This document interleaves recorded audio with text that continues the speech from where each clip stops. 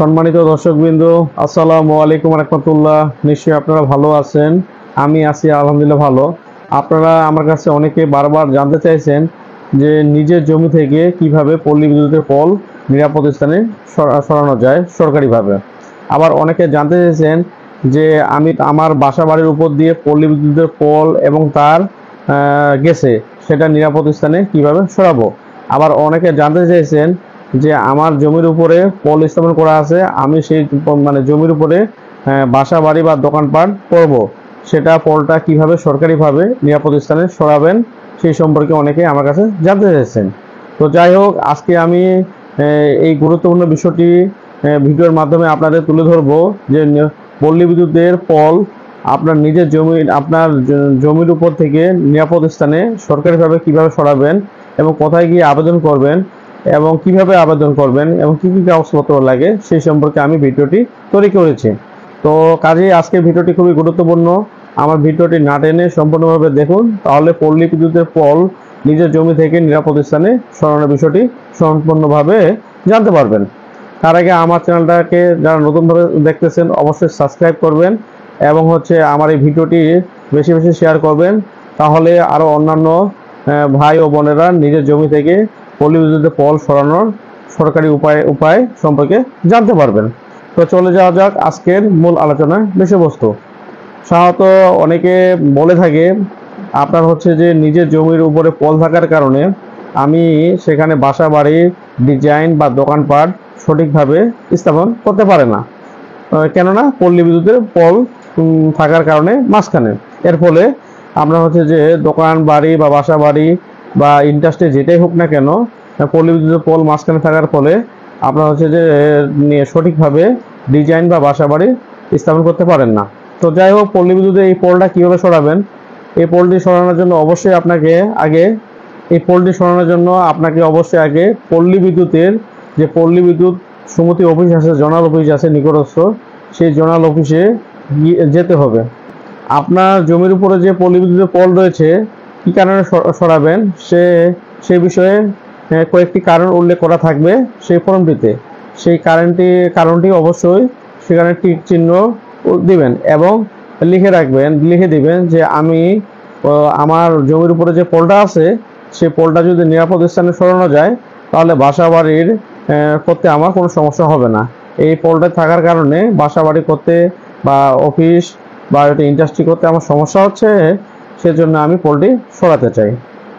এই কথাগুলো সেখানে ফর্মটির মধ্যে উল্লেখ করবেন এবং নাম, মোবাইল নাম্বার এবং ইউনিয়ন, মৌজা, জেল, ডাক আপনার ওখানে ফর্মটির মধ্যে সুন্দরভাবে উল্লেখ করবেন। তো যাই হোক, এটা ফর্মটি উল্লেখ করার পরে এবং আপনার যে মোবাইল নাম্বার দেওয়ার পরে আপনাকে অবশ্যই পল্লী বিদ্যুতের যে ক্যাশ শাখা আছে ওই ক্যাশ শাখায় 1725 টাকা ফি দিয়ে আপনাকে আবেদন করতে হবে পল্লী বিদ্যুতের পল সরানোর জন্য। তো যাই হোক, পল্লী বিদ্যুতের পল সরানোর জন্য ওই ফর্মটি আপনার যে পূরণ করে ক্যাশ টাকায় আপনার যে 1725 টাকা দিয়ে আবেদন করলেন। এই আবেদন করার পরে আপনার ঠিক 2-4 দিনের মধ্যে পল্লী বিদ্যুতের আপনার যে এজিএম, ডিজিএম বা জুনিয়র ইঞ্জিনিয়ার বা ইন্সপেক্টর আপনাকে ফোন করবে যে আপনি যে একটি পল সরানোর আবেদন করছেন, আপনার যে মাঠ পর্যায়ে আমরা তদন্ত করব। তো তদন্ত করে দেখবে, তখন আপনাকে সেই স্পটে নিয়ে যেতে হবে। আপনার পল্লী বিদ্যুতের যে এজিএম, ডিজিএম বা জুনিয়র ইঞ্জিনিয়ার আপনার গিয়ে স্পটে দেখবে যে পল্লী বিদ্যুতের পোলটি কোন স্থানে সরাতে গেলে ভালো হয়। এক্ষেত্রে পল্লী বিদ্যুৎ আপনার যে নিরাপদ স্থানে সরানোর জন্য সর্বোচ্চ চেষ্টা করবেন। তো আপনার কাছে যাচাই বাছাই করবে, শুনবেন যে কোন স্থানে পোলটি দিলে আপনার জন্য ভালো হয়, অর্থাৎ নিরাপদ বাসা বাড়ি বা অফিস বা ইন্ডাস্ট্রি করা যায়। অর্থাৎ তখন আপনার জুনিয়র ইঞ্জিনিয়ার বা এজিএম পল্লী বিদ্যুতের যে পোলটা সরাবে সেখানে একটি আপনার যে ড্রয়িং করবেন যে এই কোণারে দিলে আমরা পল্লী বিদ্যুতের পোলটা, তাহলে কারো সমস্যা হবে না। তখন ওটা ডিজাইন করার পরে উনি তখন অফিসে আসবেন। অফিসে আসে আপনার যে স্টিকিং শিট তৈরি করবেন। তৈরি করে আপনার যে AGM, DGM, junior engineer zonal অফিসে আপনার যে এই যে ড্রয়িং হলো, এই ড্রয়িং ফাইলটি বা স্টিকিং শিটটি অনুমোদনের জন্য স্টেপ বাই স্টেপ, অর্থাৎ উনি স্বাক্ষর হওয়ার পরে স্বাক্ষর হওয়ার পরে এজিএম এর কাছে যাবে, এজিএম স্বাক্ষর হওয়ার পরে আপনার হচ্ছে যে ডিজিএম স্বাক্ষর করবে। তা অটোমেটিক এই ফাইলটি স্টিং শিট এবং হচ্ছে আবেদনকারী ফাইলটি সদর দপ্তরে আপনার হচ্ছে প্রেরণ করা হবে। তখন ওখানে সদর দপ্তরে এজিএম ইনসি, ডিজিএম টেকনিক্যাল, আপনার হচ্ছে যে জিএম বোর্ড, জিএম সাহেব ফাইলটি অ্যাপ্রুভাল দিবেন।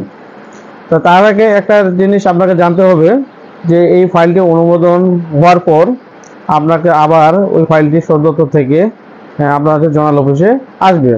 জোনাল অফিস আপনাকে তখন জানাবে চিঠির মাধ্যমে বা মোবাইলের মাধ্যমে যে আপনার পল্লী বিদ্যুতের পোলটি সরানোর আবেদনটি অনুমোদন হয়েছে। আপনার হচ্ছে যে এখন এই পোলটি সরানোর জন্য সরকারিভাবে সরকারিভাবে কিছু খরচ হবে। ওই খরচটুকু অবশ্যই আপনাকে চিঠির মাধ্যমে অফিস জানাবে যে সাপোজ 10,000, 20,000 যেটাই হোক না কেন, ওই পোলটি সরানোর জন্য আপনার হচ্ছে যে চিঠিতে উল্লেখ করবে। এখানে আরেকটি বিষয় আপনাকে জানতে হবে যে তখন চিঠির মাধ্যমে আপনাকে জানাইলো যে আপনার পোলটি সরানোর জন্য 10,000 বা 20,000 টাকা খরচ হবে, তখন আপনাকে ওই আপনার খরচের যে টাকাটা উল্লেখ করবে সেই টাকাটা অবশ্যই আপনাকে পল্লী বিদ্যুতের জোনাল অফিসের ক্যাশ টাকায় জমা প্রদান করতে হবে। তো যাই হোক, যখন আপনি জমা দিবেন, সাপোজ 10,000 দিলেন, ওই জমার অবশ্যই আপনি ক্যাশ টাকা থেকে রিসিপ্ট দিবেন।